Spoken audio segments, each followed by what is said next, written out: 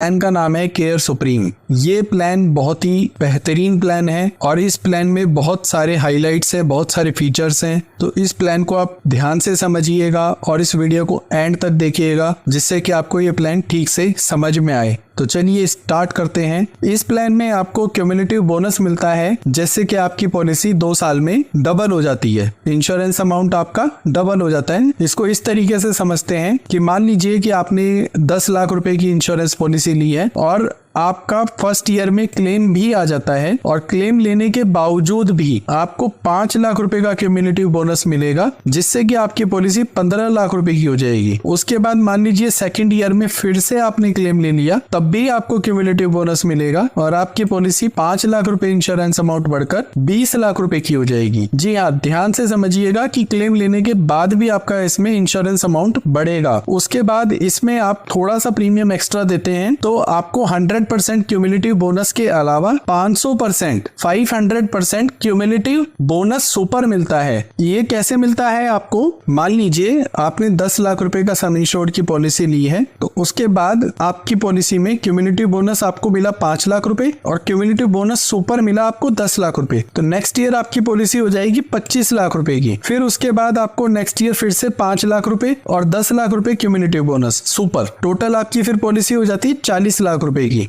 फिर उसके बाद आपकी थर्ड ईयर में पॉलिसी 50 लाख रुपए की हो जाएगी। 10 लाख रुपए आपको क्यूमुलेटिव सुपर बोनस मिल गया। लेकिन मान लीजिए यहाँ पे एक डिफरेंस है कि मान लीजिए यहाँ पे आपने क्लेम ले लिया फोर्थ ईयर में, तब आपको 10 लाख क्यूमुलेटिव बोनस सुपर नहीं मिलेगा। ये टेबल में गलत दिखाया गया है। आपकी पॉलिसी 50 लाख रुपए की ही रह जाएगी। फिर उसके बाद आपने सेकंड ईयर में फिर से क्लेम ले लिया, तब भी आपकी पॉलिसी 50 लाख की रह जाएगी। फिर उसके बाद आपने सिक्स्थ ईयर में क्लेम नहीं लिया तो आपकी पॉलिसी बढ़कर 60 लाख रुपए की हो जाएगी और फिर 8वें साल में जाकर आपकी पॉलिसी 70 लाख रुपए की हो जाएगी। जी हाँ, 10 लाख रुपए से आपने स्टार्ट किया था और आपकी पॉलिसी 70 लाख रुपए की मैक्सिमम जाएगी इस पॉलिसी में। और उसके बाद मान लीजिए आपने कभी भी क्लेम ले लिया, इन फ्यूचर आप कभी भी क्लेम लेते हैं, तब भी आपकी पॉलिसी जो है उसमें जो आपका बोनस था वो माइनस नहीं होगा। नो लॉस, मतलब आपको किसी भी तरह का कोई नुकसान नहीं है। आपकी पॉलिसी इन फ्यूचर 70 लाख रुपए की ही रहेगी। इसके बाद आपको इसमें अनलिमिटेड रिचार्ज मिलता है। जी हाँ, अनलिमिटेड रिचार्ज मतलब आपकी पॉलिसी, मान लीजिए कि आपने 10 लाख रुपए की पॉलिसी ली हुई है और आपका फर्स्ट ईयर में ही क्लेम आ जाता है। फर्स्ट ईयर में ही पहला क्लेम 7 लाख रुपए का आ जाता है, तो 7 लाख रुपए आपके पे हो जाएंगे 10 लाख में से। उसके बाद क्लेम नंबर 2 आपका आता है 5 लाख रुपए का, तब आपकी पॉलिसी में 3 लाख रुपए बचे हुए हैं। तो 3 लाख, बाकी जो 2 लाख हैं वो आपका रिचार्ज से पे हो जाएगा। उसके बाद क्लेम नंबर 3 आपका आता है 10 लाख रुपए का। फिर वो आपकी पॉलिसी क्योंकि खत्म हो चुकी है,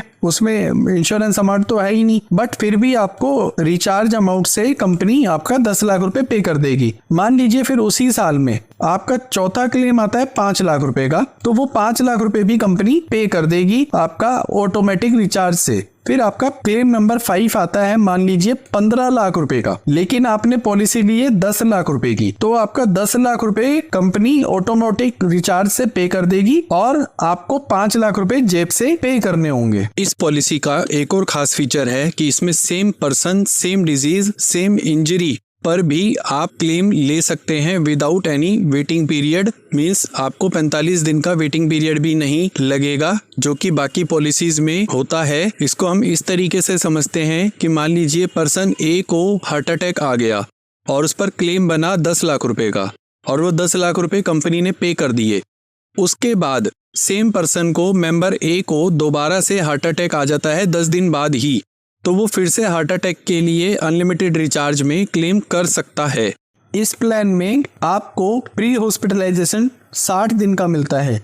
मान लीजिए हॉस्पिटल में एडमिट होने से पहले आप डॉक्टर को दिखा रहे हैं, डॉक्टर ने आपको कुछ टेस्ट बताए हैं, वो टेस्ट आप करा रहे हैं, या डॉक्टर ने कुछ मेडिसिन आपको बताई है वो आप घर पर खा रहे हैं एडमिट होने से पहले, तो आप 60 दिन तक का जो भी आपका खर्चा होगा वो आप कंपनी में बाद में क्लेम कर सकते हैं। ऐसे ही इस पॉलिसी में आपको हॉस्पिटल से डिस्चार्ज होने के बाद 180 डेज का, जी हाँ 180 दिन का आप खर्चा कंपनी से बाद में क्लेम कर सकते हैं, जिसमें कि वही डॉक्टर कंसल्टेशन या उसने कुछ टेस्ट बताए हैं डॉक्टर ने वो आप कराते हैं, या जो भी मेडिसिन डॉक्टर बताता है वो आप लेंगे तो वो सारा खर्चा आपको इस पॉलिसी में रीइंबर्स हो जाता है, बाद में मिल जाता है। इसके बाद इस पॉलिसी में किसी भी तरह की कोई सब लिमिट्स नहीं है किसी भी तरह के ट्रीटमेंट पे। जैसे कि आप आयुर्वेदिक ट्रीटमेंट लेना चाहते हैं तो भी आपको सम इंश्योर्ड तक, मान लीजिए आपने 10 लाख की पॉलिसी ली है तो 10 लाख तक पूरा आयुर्वेद का ट्रीटमेंट मिलेगा। डोमिसिलरी हॉस्पिटलाइजेशन होता है कि मान लीजिए कोई ऐसी कंडीशन है कि हॉस्पिटल में पेशेंट को शिफ्ट नहीं किया जा सकता और घर पर ही उसको ट्रीटमेंट दिया जा रहा है हॉस्पिटल की देखरेख में, तो उस कंडीशन में कंपनीज क्या करती हैं कि आपको डोमिसिलरी में 10% इंश्योरेंस अमाउंट का क्लेम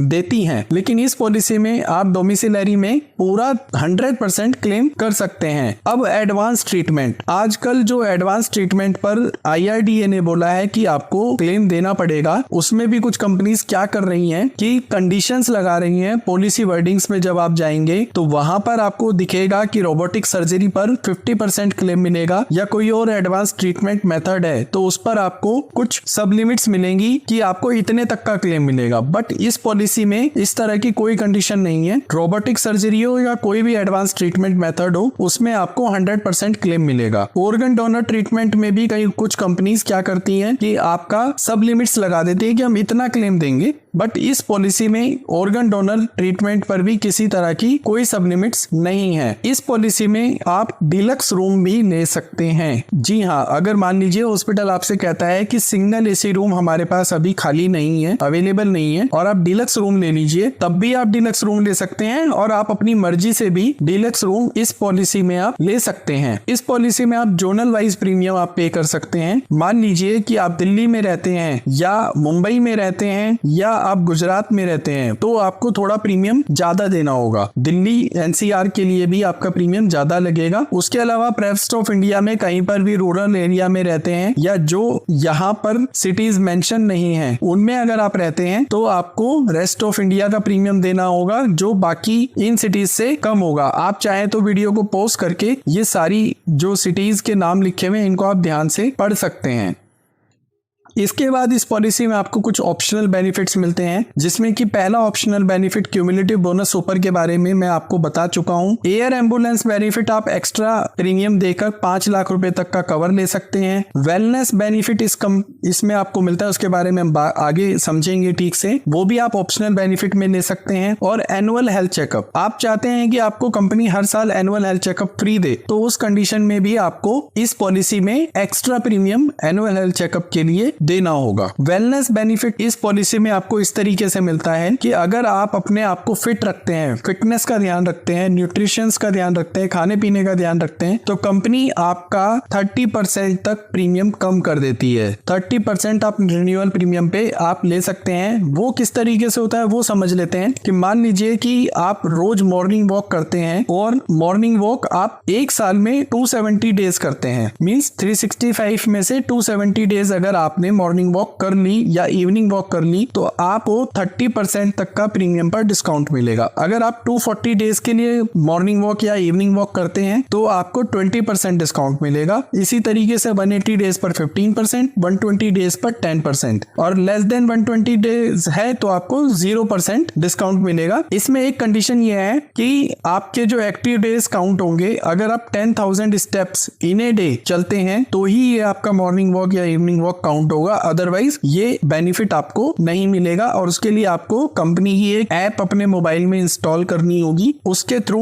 ये सारा मैनेज होगा। प्लान में और क्या बेनिफिट्स हैं, बाउंड्रीज हैं, वो आप इसको पॉज करके आप देख सकते हैं। बाकी वैसे मैं आपको सब कुछ बता चुका हूँ, समझा चुका हूँ। बाउंड्री कंडीशंस में एक बार हम ये चीज समझ लेते हैं कि इस पॉलिसी को आप relationship with respect to proposer आप अपने लिए, वाइफ के लिए, बच्चों के लिए या लिव इन पार्टनर के लिए, mother in law, father in law, grandfather और ग्रैंड मदर के लिए आप मल्टी इंडिविजुअल में जाएंगे तो आप इस पॉलिसी को आप ले सकते हैं। इनिशियल वेटिंग पीरियड इसमें 30 डेज का है। नेम्ड एलिमेंट वेटिंग पीरियड जो होता है, कुछ स्पेसिफाइड इलनेस होती है उन पर इसमें 24 महीने का वेटिंग पीरियड है। अगर आप 24 महीने के वेटिंग पीरियड जानना चाहते हैं कौन कौन सी डिजीज पर रहते हैं, उसके लिए आप मेरी एक वीडियो है उसको आप देख सकते हैं, जिसमें आपको पता लग जाएगा कि 2 साल का वेटिंग पीरियड कौन कौन सी डिजीज पर होता है। सो गाइज, इस पॉलिसी में जो भी फीचर्स थे वो मैंने आपको अच्छे से बता दिए हैं। फिर भी अगर आपको कोई डाउट रहता है, कुछ आप पूछना चाहते हैं, तो आप कमेंट सेक्शन में लिख सकते हैं या डिस्क्रिप्शन में आपको मेरा नंबर मिल जाएगा, फोन नंबर। आप डिस्क्रिप्शन में मेरा फोन नंबर देख के मुझे डायरेक्टली कॉल भी कर सकते हैं। Thank you so much for watching this video. Have a nice day.